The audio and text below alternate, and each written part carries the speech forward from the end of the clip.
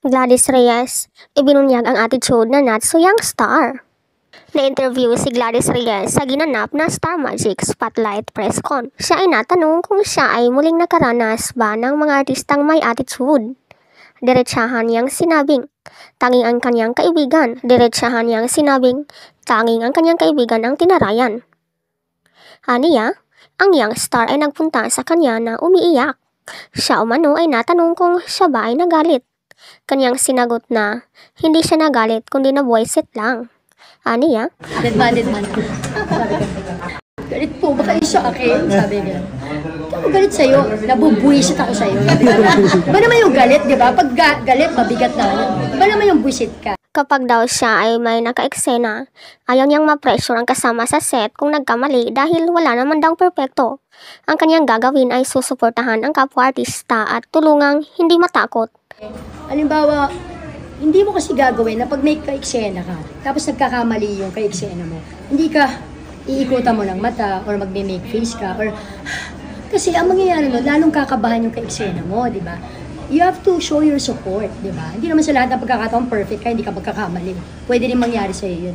Kanya na umanong nakasama ang mga batikang artista na sina Vilma Santos, Ate Guy, Sharon Cuneta at Maricel Soriano. Aniya, ang mga magagaling na mga artistang nabanggit ay hindi kailanman nagtaray sa kapwa kasama sa set kung magkamali man sa pag-memorize ng script at pag-acting. Sabi ko nga, I've worked with Ate V, with Ate Guy, with Ate Shawi, with Inay Maria. O, hindi ko sila nakita na gumanon. Kahit sa talent, hindi nila ginanon. So, ikaw, di ba, dapat hindi ka ganon sa ka-eksena mo. Nang natanong naman si Gladys kung ang tinuro na nagtaray ay isa bang young star, kanyang sagot ay not so young na celebrity. So ano yan? Young star pala? Wala pang pangalan? Not so young. Not so young. Ang netizens ay nakalkal agad ang issue ni na Rita Daniela, Donita Rose at Gladys. Si Donita Rose ang itinukoy na kanyang close friend na tinarayan umano ni Rita.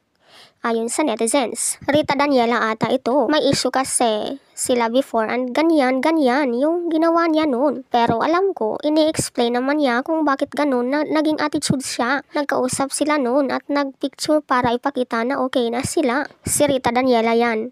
Si Donita Rose yung minalditahan niya. Pre-pandemic pa nangyari yan. Ikaw, anong masasabi mo dito?